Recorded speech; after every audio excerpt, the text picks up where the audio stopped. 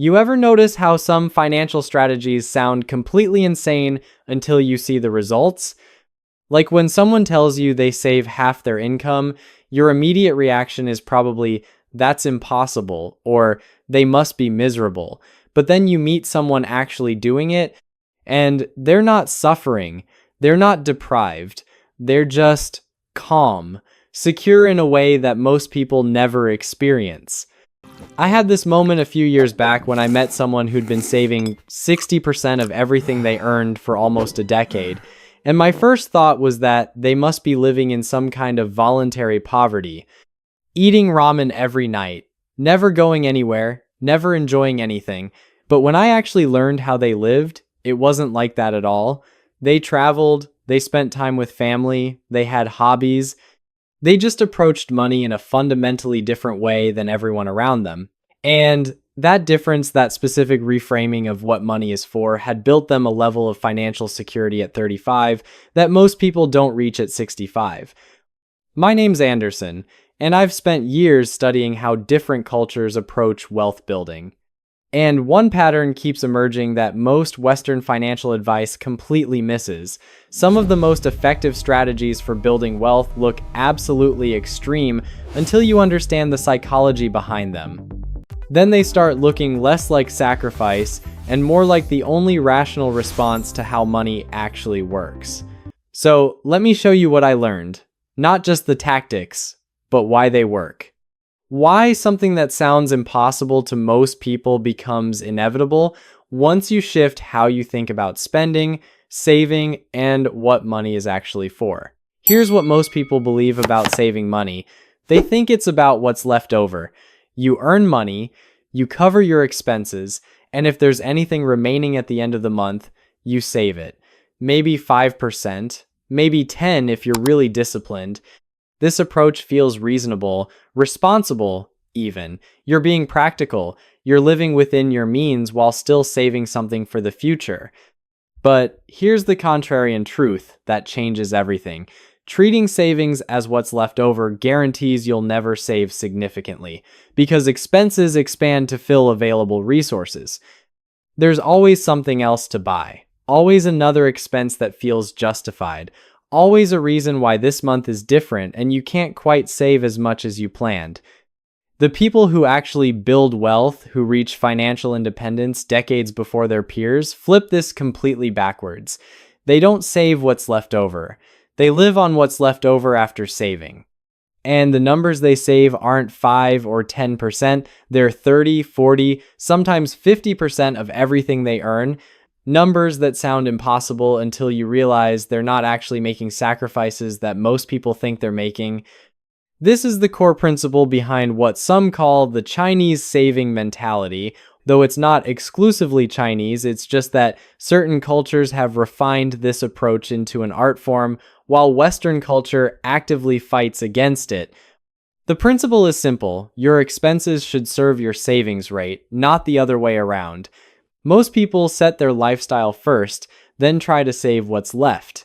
Successful savers set their savings rate first, then design a lifestyle that fits what remains. That distinction sounds small. It's not. It's the difference between reaching financial independence at 45 versus working until 75 because you have no choice. Here's what changes psychologically when you actually implement this backwards approach, and this is where most people's intuitions are completely wrong. You think, living on 40 or 50% of my income would feel like constant deprivation, like I'm punishing myself, like I'm giving up everything that makes life enjoyable. What actually happens, you recalibrate. Within weeks, your brain stops seeing the savings portion as your money and starts seeing only your living allocation as available funds. You're not constantly resisting temptation to save, you're just working with a different budget. And here's the fascinating part: your satisfaction doesn't decrease proportionally with your spending. Someone living on 60% of their income isn't 20% happier than someone living on 40%. Beyond covering basic needs and some modest comforts, additional spending has diminishing returns on actual life quality. But savings have compounding returns. Every dollar you don't spend today becomes multiple dollars in the future. Every percentage point you increase your savings rate accelerates your timeline to financial independence exponentially. This creates a profound identity shift. You're not someone who's trying to save, you're someone who's chosen to live below their means as a permanent lifestyle rather than a temporary sacrifice. And that shift from effort to identity is what makes extreme savings rates sustainable. When you're trying to save through willpower, every spending decision is a battle. When you've built a lifestyle around a high savings rate, most spending decisions don't even arise. You're not constantly resisting restaurants or vacations or upgrades. You've just designed a life that works within tighter boundaries, and those boundaries feel normal rather than restrictive. Now let me show you what this looks like in actual numbers, because the math here is where this strategy becomes undeniable. Let's say you earn $70,000 annually. If you save 10%, which is more than most people manage, you're putting away $7,000 per year. At 8% returns, you'll have about $323,000 after 20 years. Decent. Better than most people do. But nowhere close to financial independence. Now, let's say you restructure everything to live on $40,000 and save $30,000 annually. That's roughly a 43% savings rate.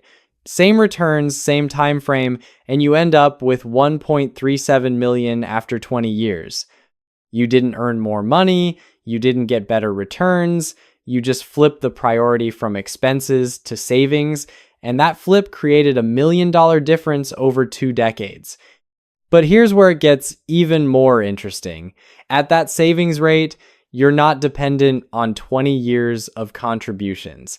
After about 12 years, compound growth starts doing more work than your contributions. Your money is earning more annually than you're adding. And that's the inflection point where everything accelerates. The person saving 10% never reaches that inflection point during their working years. They're manually pushing the boulder uphill until they retire. The person saving 40% reaches escape velocity, where the boulder starts rolling downhill on its own while they're still in their 40s. Same income, completely different financial trajectories. The difference isn't earnings or luck. It's the recognition that expenses are the variable you control and savings are the constant you protect. And here's where the deeper psychological transformation happens that most financial advice completely misses.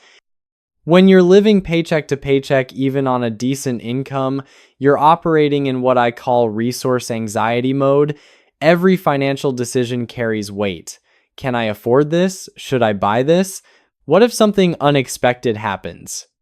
Your brain is constantly running threat assessments, constantly calculating whether you're making the right choice, constantly worried about the future.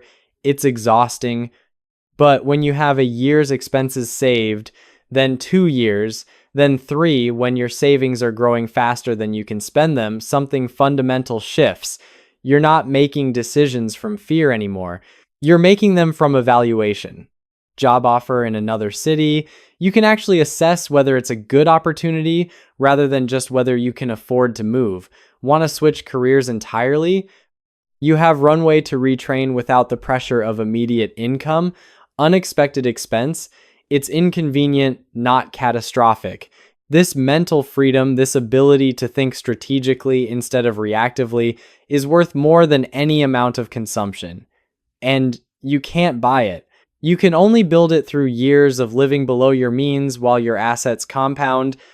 The person who saves aggressively in their 20s and 30s is operating from a position of strength by their 40s.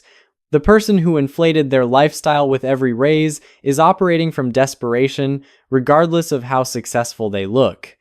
Now let's talk about what actually enables someone to save 40 or 50% of their income, because the tactics matter once you understand the psychology.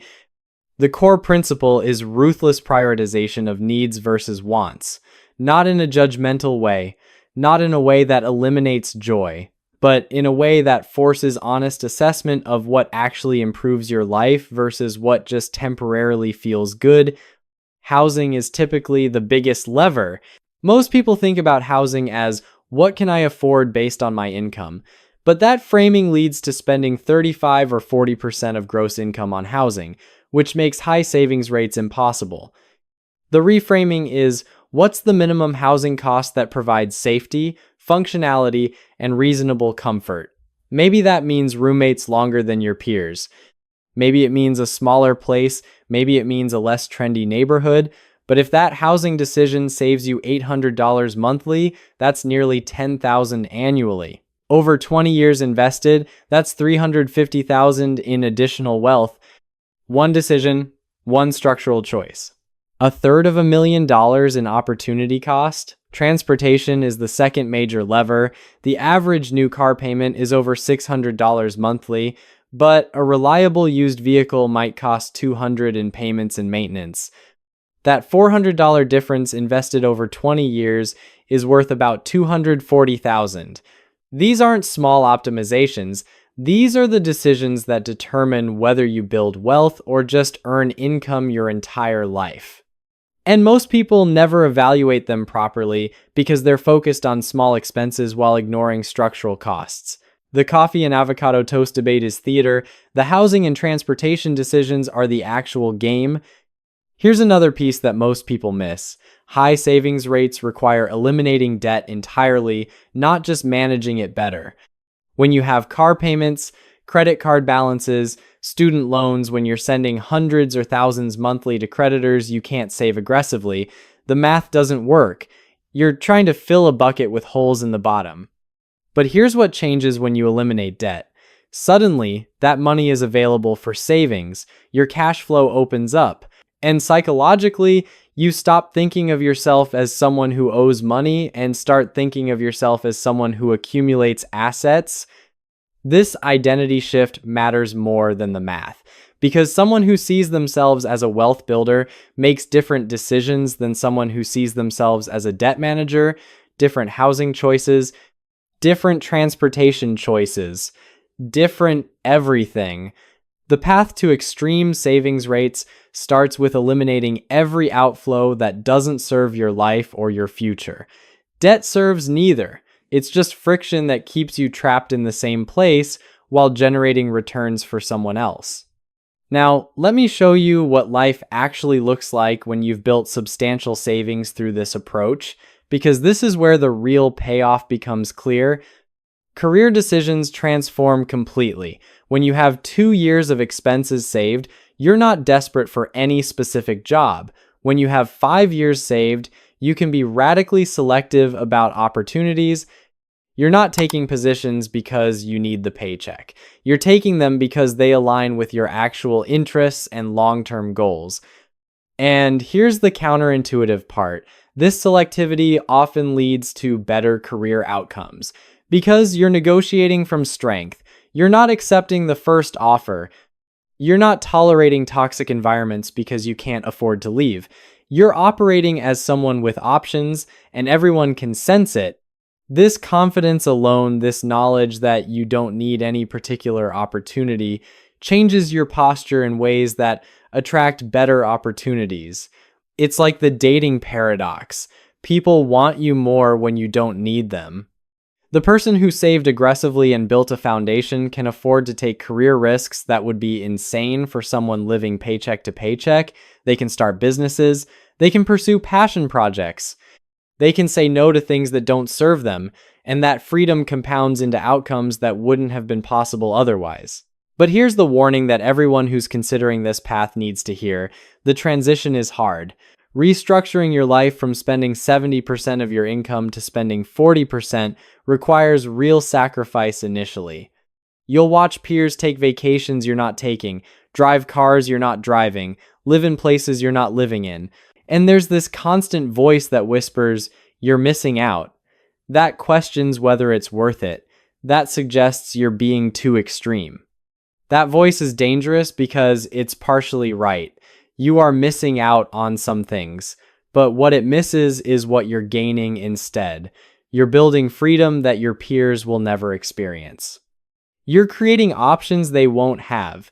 You're designing a future where work is optional and stress is minimal, while they're designing a future where they're trapped by the lifestyle they built. The trade-off is real. It's just vastly in your favor once you understand what you're actually trading. And here's the key. You don't have to maintain extreme savings rates forever. Once you've built a foundation, once you have enough invested that compound growth is doing meaningful work, you can relax somewhat, not back to 10%. But from 50% to 35% changes your quality of life dramatically while still maintaining rapid wealth accumulation. The extreme phase is temporary, the security it builds is permanent. Let me show you one more angle that makes this approach even more powerful. The compounding effect of high savings rates isn't just financial. When you've structured your life to be happy on 40% of your income, you're resilient in ways most people aren't. Market crashes, they don't threaten your lifestyle because your lifestyle doesn't depend on your portfolio value. Industry disruption, you can retrain or pivot because you're not locked into high fixed costs. Health issues, you have the savings to handle them without financial catastrophe. You're not just building wealth, you're building anti-fragility, the ability to withstand shocks that would devastate people living at the edge of their income. And this resilience creates opportunities that others can't pursue. When assets are cheap during downturns, you have capital to deploy. When businesses are struggling, you have resources to acquire them. When real estate crashes, you can buy. The wealthy get wealthier not just through higher income, but through being positioned to capitalize on disruption that crushes everyone else. High savings rates during your earning years aren't just about retirement.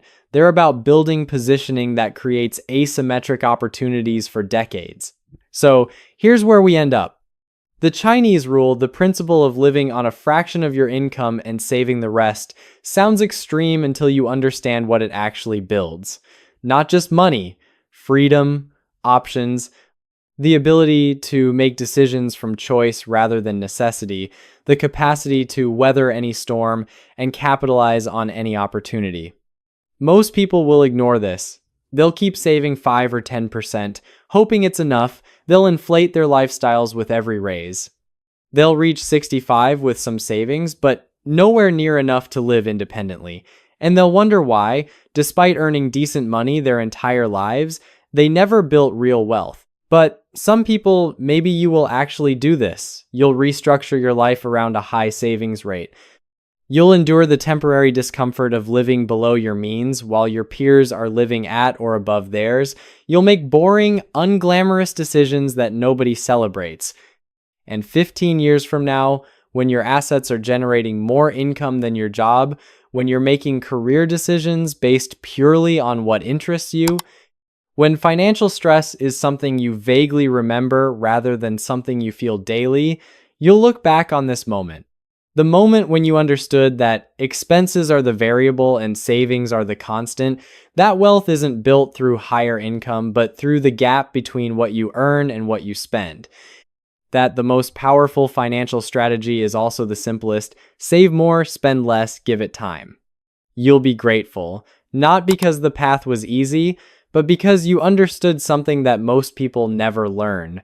Your future self is counting on decisions you make today. And the best gift you can give them isn't a nicer lifestyle now, it's freedom later. That's the rule. That's always been the rule. And now you understand why it works.